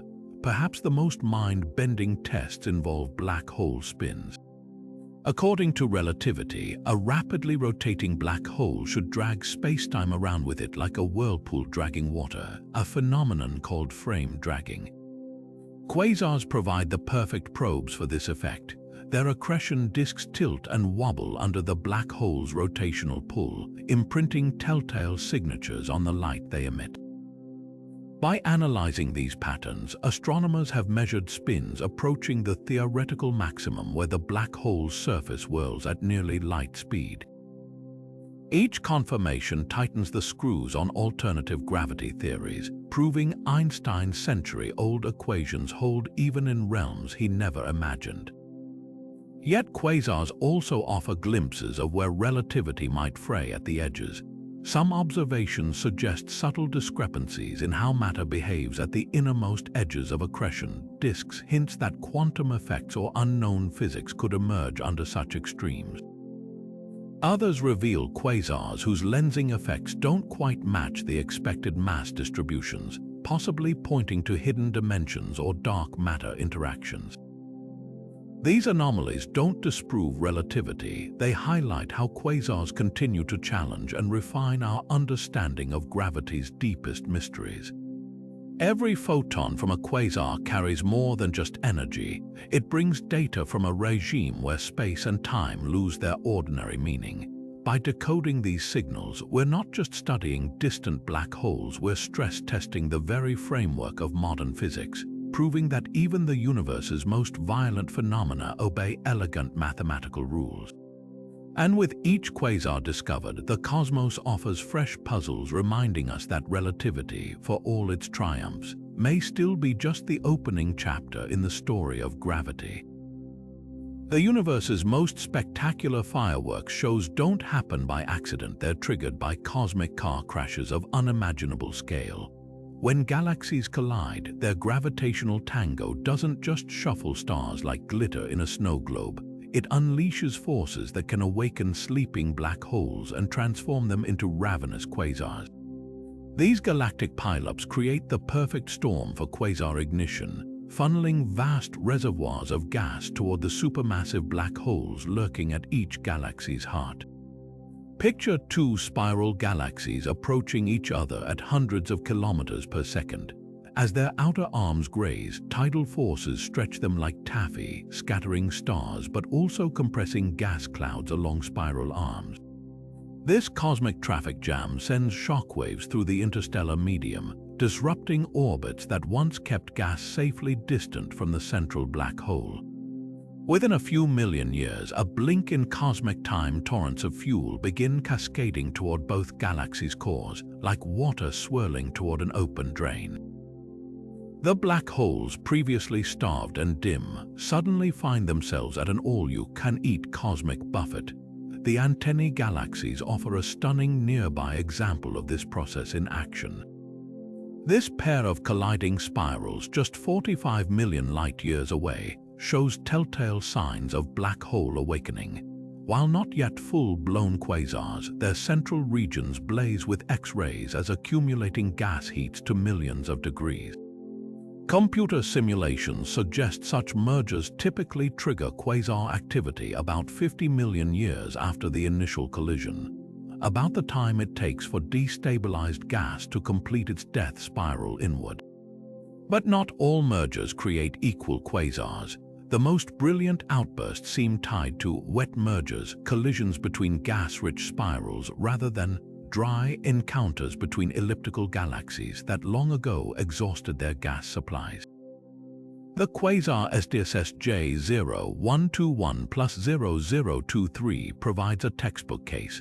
Its host galaxy shows the distorted morphology and tidal tails characteristic of a recent spiral-spiral collision, while its black hole feasts on what were once two galaxies worth of interstellar gas. The merger connection solves several quasar mysteries at once. It explains why quasars were more common in the early universe. Galaxies were closer together and brimming with gas, making collisions frequent and fuel plentiful. It also accounts for why some quasars appear in seemingly normal galaxies. The visible merger signatures fade over time while the quasar activity continues. Most remarkably, it suggests quasars may be universe's way of regulating galaxy growth, their outbursts blowing away excess gas to prevent runaway star formation, a cosmic pressure valve forged in the furnace of gravitational chaos. What makes this link between mergers and quasars truly profound is how it turns destruction into creation. The same violent process that tears galaxies apart also builds their central black holes into the gravitational anchors that will structure their future evolution. Like forest fires that clear space for new growth, these cosmic collisions shape the universe's architecture on its grandest scales, proving that sometimes the brightest lights emerge from the darkest chaos. Some quasars play an elaborate game of cosmic peekaboo, their brilliance partially veiled by colossal rings of dust that orbit just light years away from their central black holes. These thick, donut-shaped clouds don't just dim the quasar's glow, they sculpt it into baffling patterns that challenge even our most advanced telescopes. Imagine trying to study a lighthouse while someone spins a blackened screen in front of it at random intervals. That's the frustration and fascination astronomers face when deciphering these shadowy giants. The dust torus, as it's technically called, acts like a celestial bouncer, deciding which wavelengths of light get a free pass and which are turned away. Positioned at the quasar's equator, this swirling maelstrom of carbon-rich grains and sooty particles can stretch dozens of light-years across, with temperatures ranging from scorching hot near the inner edge to frigidly cold farther out. The inner rim glows red-hot as it absorbs the quasar's ferocious radiation, while the outer regions remain dark enough to swallow visible light whole. This creates a bizarre observational quirk. Depending on whether we view the quasar face-on or edge-on, its appearance transforms dramatically. A face-on view offers a direct sightline to the blazing accretion disk, while an edge-on perspective forces light to zigzag through the dust, emerging reshaped and diluted. One of the most striking examples is the quasar NGC 1068, whose dust torus was mapped in unprecedented detail using infrared interferometry. The observations revealed a lopsided structure, clumps of denser dust on one side that cast moving shadows across the quasar's outflowing winds, like clouds drifting in front of the sun.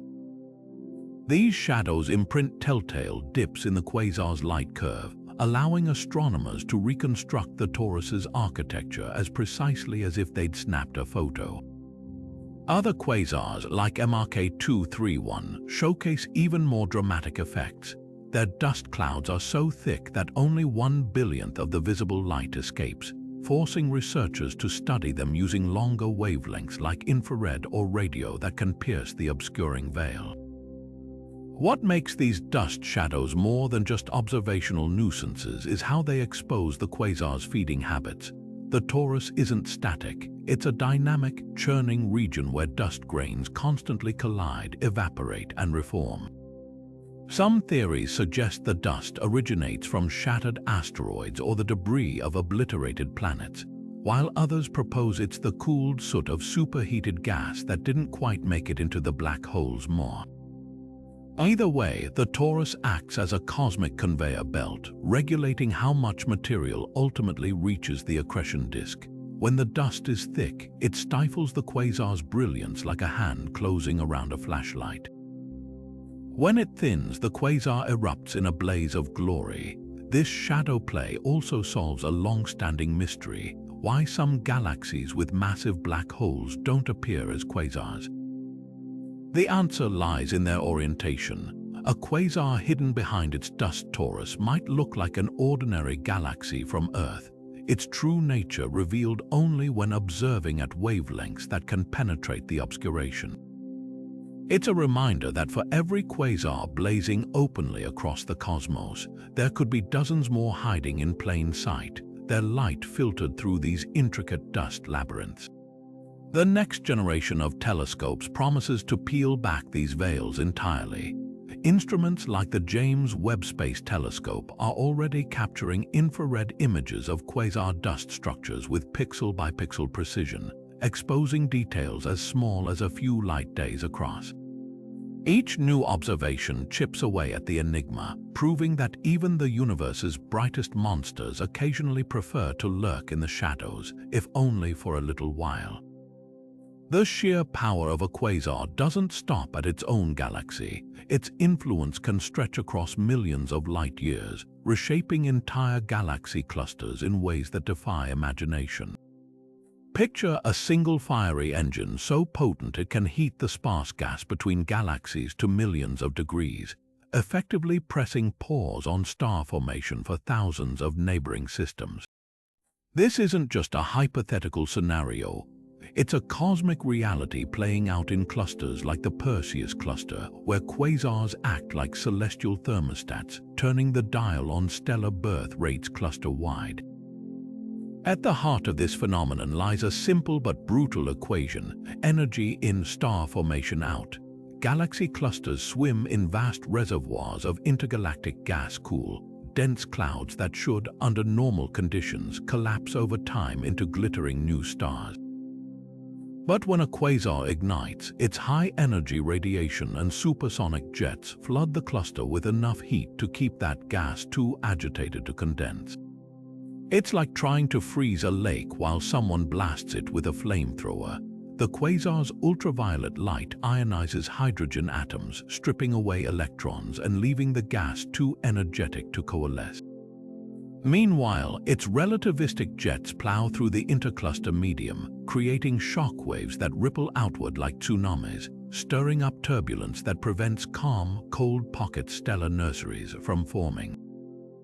The scale of this influence is staggering. In the Phoenix cluster, astronomers have observed a quasar-heated bubble spanning over 1 million light-years, its edges traced by telltale X-ray emissions from gas too hot to sink into galaxies.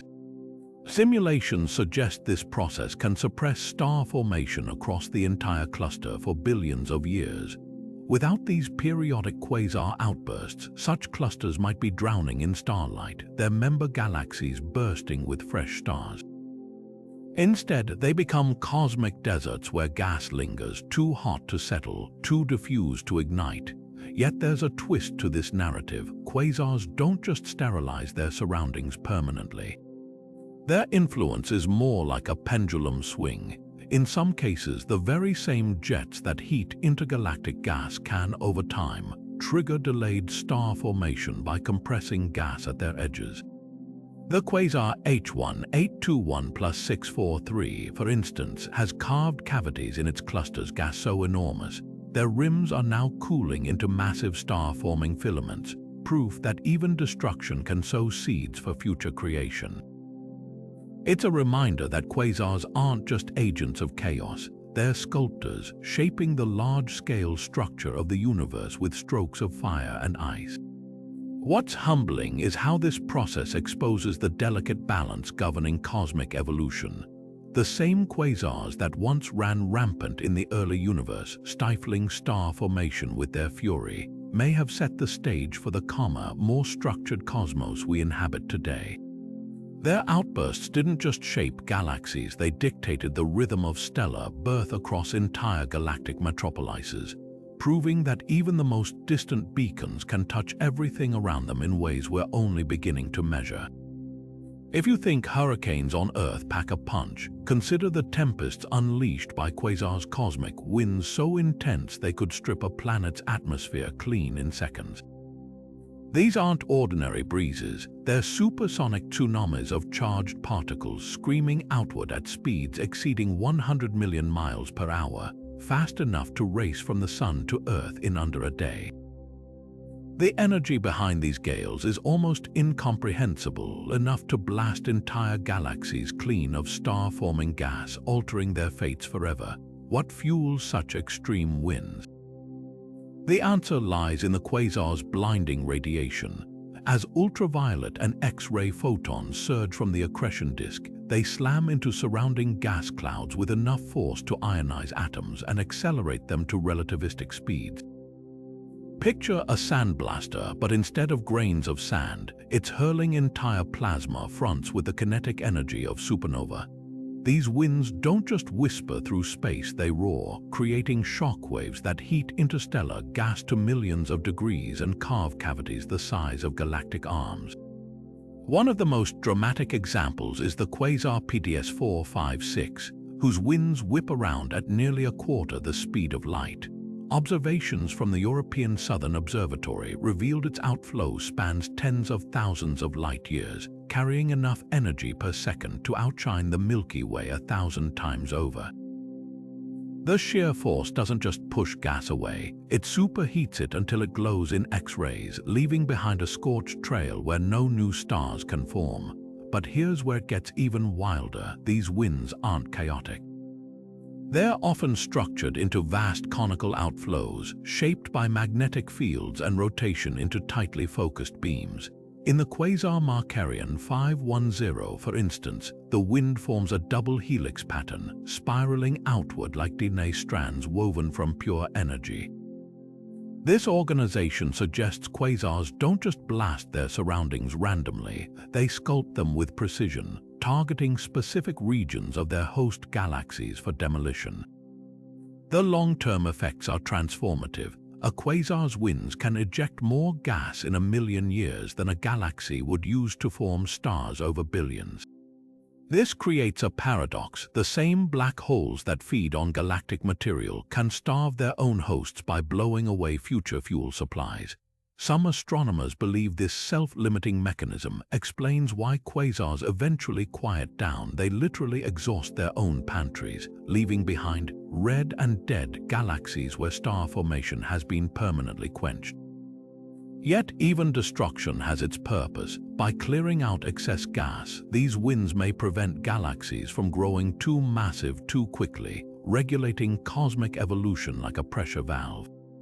They also enrich intergalactic space with heavy elements, seeding future generations of stars with the building blocks for planets and perhaps life.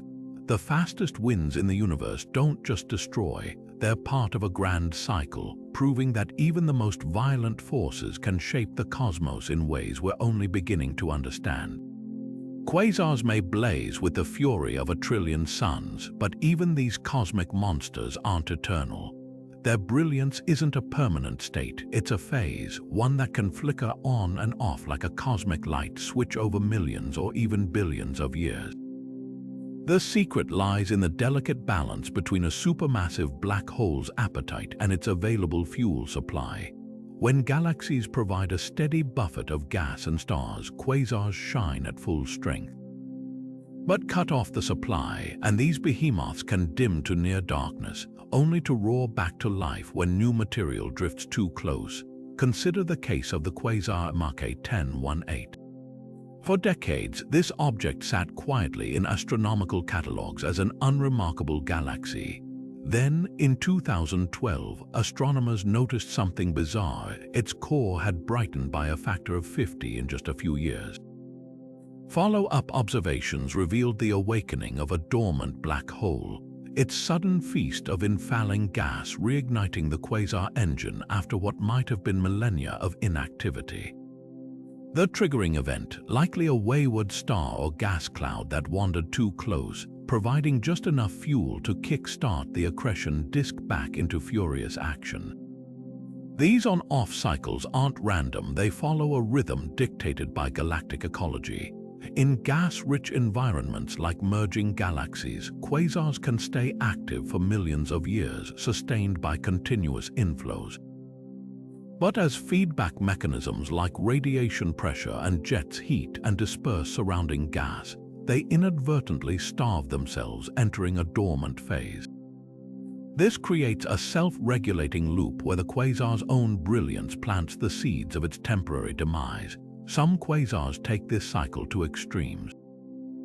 The object SDSS J1016+0503, for instance, shows evidence of multiple activation bursts in its spectral history, like a volcano erupting, going quiet, then erupting again.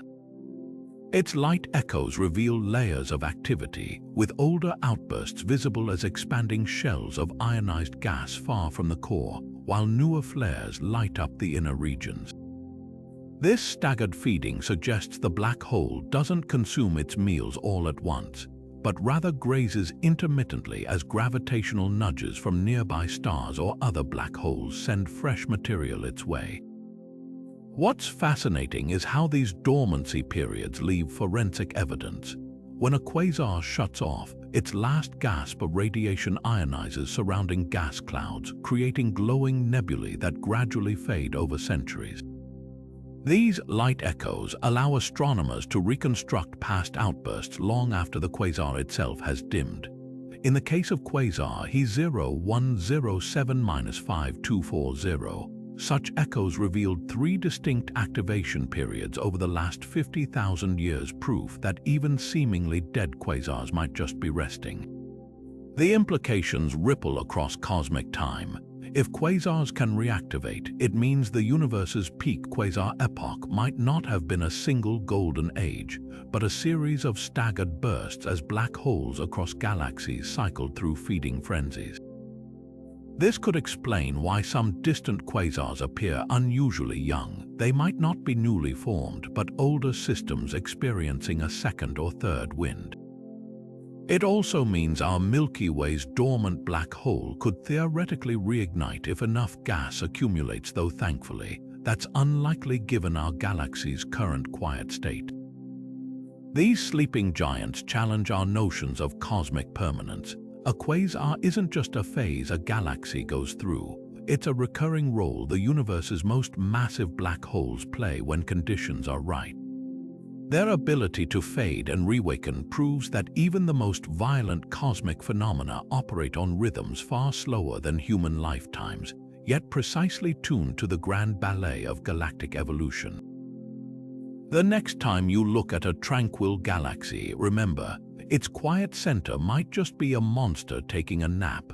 The next generation of telescopes won't just push the boundaries of quasar discovery, they'll shatter them, uncovering cosmic monsters so distant their light has traveled since the universe's first flickers of dawn.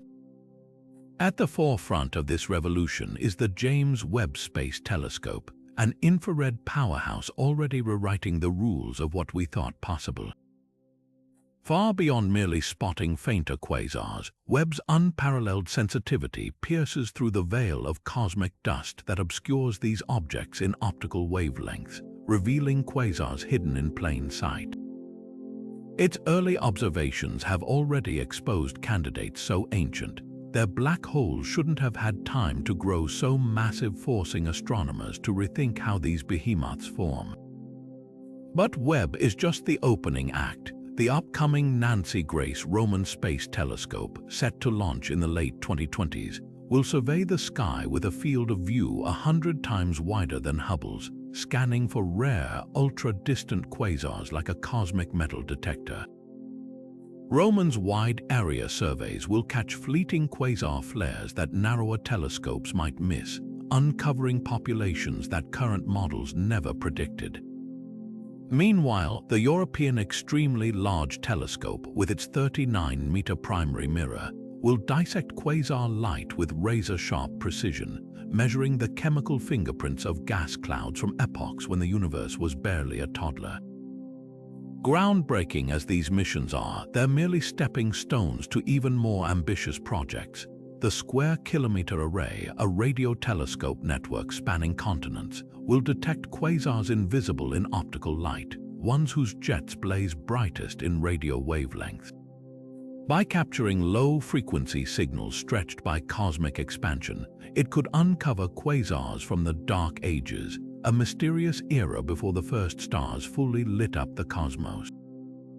Then there's Lynx, a proposed X-ray observatory that would peer straight into the hearts of quasars, mapping their accretion disks with enough detail to test whether Einstein's predictions about warped spacetime hold true at the event horizon's edge.